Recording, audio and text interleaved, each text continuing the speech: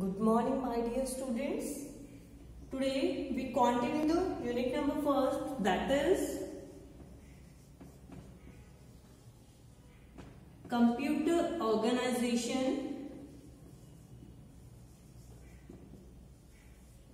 In our previous class, we have discussed 4 topics. First one is fundamentals of computer, and second one is characteristics of computer, and the third one is block diagram of computer, and the fourth one is inside structure of computer. Is it? We discussed these 4 topics in our previous class, and today we discuss one more topic, that is operating system. Yes, my dear student, OS stands for operating system. Yes, dear students, suppose that you want to work on computer system. Is it? Then what do you think? Whatever instructions you give to computer, it directly execute all these instructions? No. Whatever instructions you give to the computer with the help of software, you give instruction to computer, then computer also have to interact with hardware devices.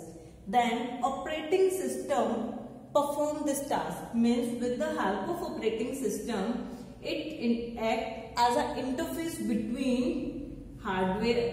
It interacts as a software and hardware. Means with the help of operating system, a computer can find interaction between hardware and software, or you can say software and hardware. For an example, suppose that if I make here structure, suppose that you are the different users, X, Y, Z, suppose that up to n users are here. All give instructions with the help of software. Is it? Then this software, in here is operating system, and that acts with your hardware devices. Suppose that you give just print command. You just press Ctrl plus P. Then what will you think? A computer software sends signals to operating system, and then operating system sends signals to hardware device, because printer is a hardware device. If we want to take a printout, then definitely systems have to interaction with hardware. Then with the help of operating system, a computer can find the interaction, or you can say it can communicate between software and hardware. Now I am giving you more examples of operating system. Yes, my dear students, in our school computer lab, we use Windows operating system. Is it? Linux operating system, Mac operating system, Unix operating system. All these are the examples of operating system. But in our school lab, we use Windows operating system, that is GUI based, and one more example is MS-DOS operating system. All of you have worked with MS-DOS, that is your CMD based, or you can say that is command based. Means if we want to open any file, then we have to write a particular command for that, then and only then we are able to open file in DOS operating system. But Windows operating system is a GUI based, that is graphic user interface. Graphic user interface means in Windows there are small icons on our desktop. We just click on that icon, and after that we are able to open a particular file. That's why we called it GUI based. And Linux is also your command based interface. Now let's discuss the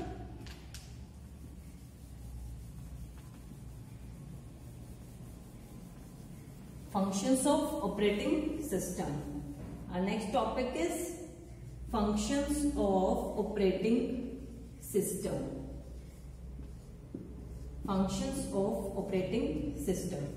First function is there, interaction between hardware and software. Interaction between hardware and software. Previously I told to you how OS act as an interface between hardware and software.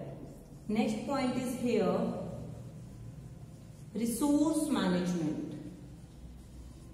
Means operating system also manages all resources, whether it is your file management,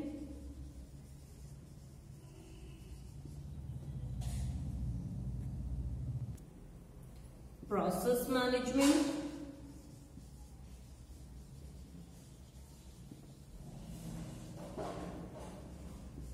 and the next one is your memory management.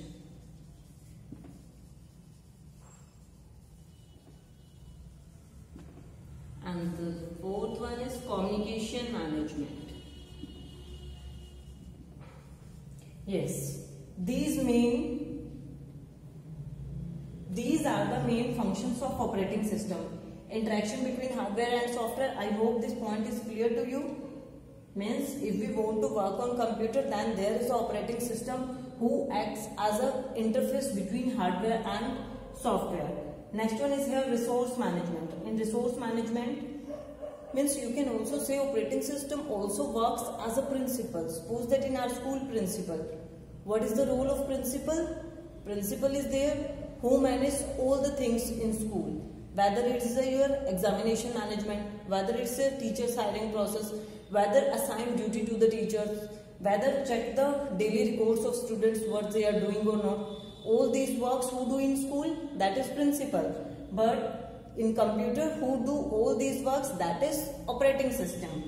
Now first one is here, file management. Yes, my dear students, file management means, suppose that we create one file or folders, whatever file or folders we create or whatever directory we create, all these things managed by computer system. All these things managed by your operating system. Suppose we create a file. Now we want to delete that file. Now we want to rename that file. All these operations managed by your file management system, that is also a part of your operating system. Next is your process management. Process means CPU management. You can say process means how long one process can take the CPU. It's assigned the CPU means 2 seconds this process take the CPU time, 2 seconds this process. It's divide the CPU process time. Next is your memory management. Memory management means your primary memory, secondary memory. These are called memory management. Next is your communication. This is work just like this point, communication. I give you the examples of print file, that is a part of your communication. We just give a print command.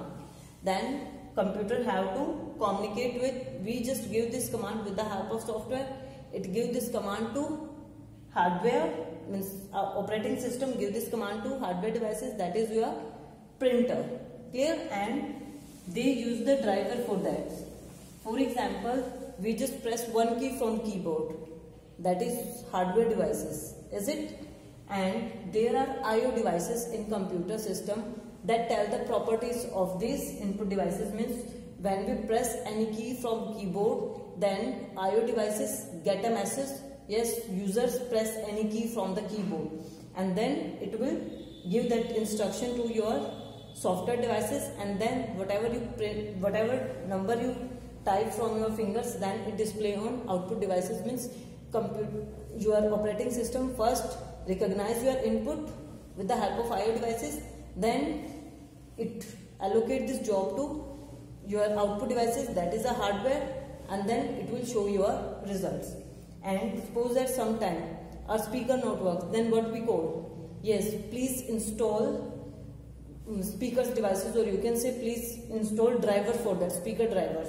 Or sometime if our keyboard and mouse not work, then what we call, please install I/O devices, or please check I/O devices settings, because with the help of drivers, operating systems come to know that what kind of actions users want to do. Now let's discuss the types of operating system. Let's discuss types of operating system.